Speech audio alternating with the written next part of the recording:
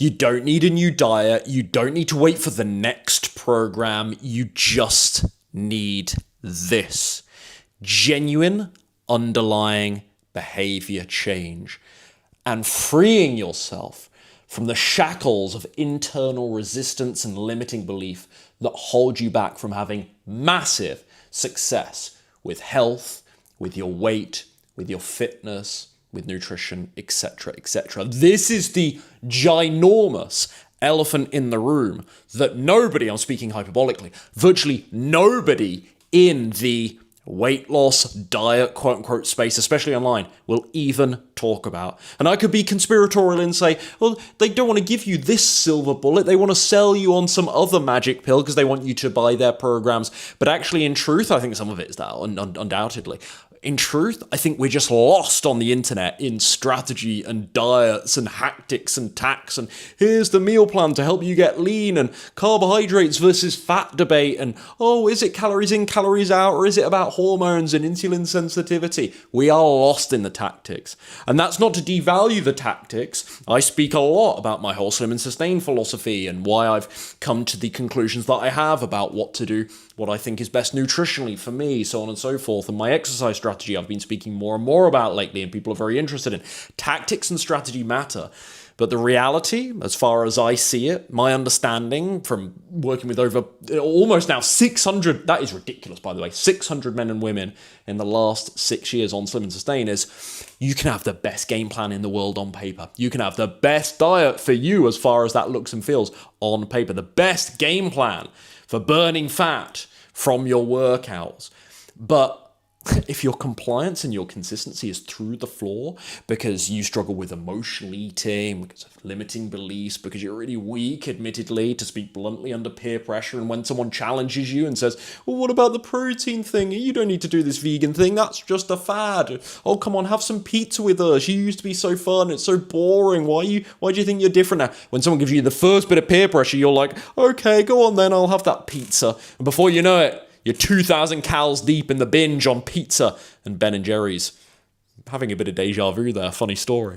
But you catch my drift, right? If the mind isn't there, if you have a poor story of yourself, if you have an inability to play devil's advocate with any limiting beliefs that you have, you are going to be, I'm pulling numbers out of thin air because this stuff is frankly hard to quantify, but just to illustrate the point, you're going to be 10, 20, 30% more likely to grab that donut when it's offered to you, rather than stay resolute and resilient because you are all in with your health, weight loss, fitness, nutrition, etc., etc. goals. This is the stuff that frankly matters more than tactics. It's not what you eat that matters most. And I'm somebody, I know maybe I sound like a rich hypocrite because I've got 300 plus videos largely talking about nutrition on this channel. But you get what I mean? Like tactically, on the surface level, nutrition is a huge driver of success, the biggest driver of success. But it doesn't matter because if your behavior, your habits, your mindset is in a place whereby you can't even stick to good nutrition practice, you're screwed anyway. Excuse my blunt language, but you're screwed anyway. And that is why I say, like, a lot of people, they're thinking that next diet they try, I'll join the Weight Watchers, I'll join the Slimming World, I'll hire this coach, I really like them online, so I bought their program now, I'm in this Facebook membership group, I've joined Orange Theory, maybe it's a physical thing, I've joined CrossFit. Like, everyone is looking for silver bullets. Silver bullets are fine and they do exist. There are some things out there that can really move the needle for you. Like, for me, plant-based was a silver bullet. It changed my life. It changed my life. However, it doesn't matter the potential that strategy has if your mind ain't right and you're not in a place whereby you can actually stay consistent with it. So I think that's my brief, hopefully, I'm yapping on as always, but that's my concise message today is stop looking at strategy and tactic as a silver bullet. Do not overemphasize the what I eat in a day videos and all the debate and the bluster and the infighting about, oh, how much fat should I eat? And this plant-based doctor, to speak on my community specifically, this plant-based doctor says no nuts and seeds, and this one says some nuts and seeds, and this one says, oh, actually, you should have a lot of nuts and seeds because they're great for hormones and satiation. Again, I don't want to say these aren't important questions. I've addressed them hundreds of times. So me saying they're not important would make me, again, a rich hypocrite, wouldn't it?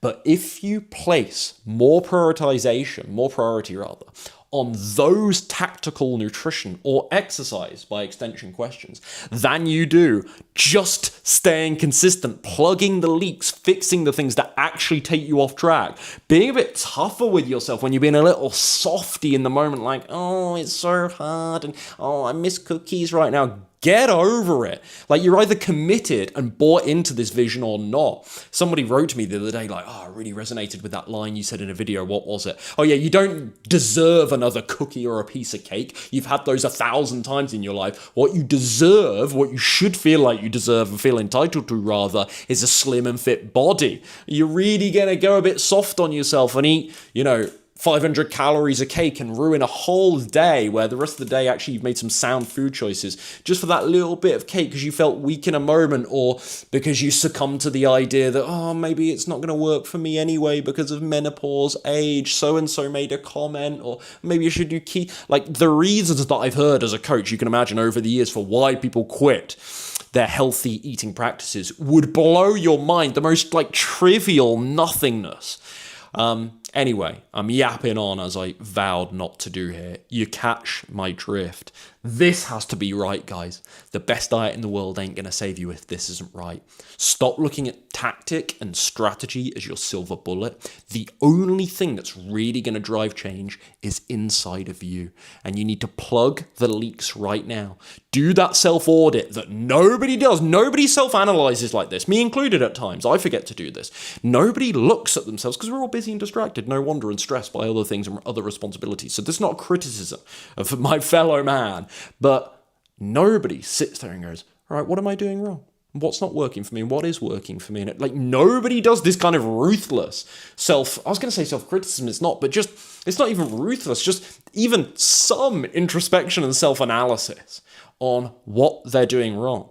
And they will keep banging their head against the same wall, like, oh, I keep going off track because I get too hungry.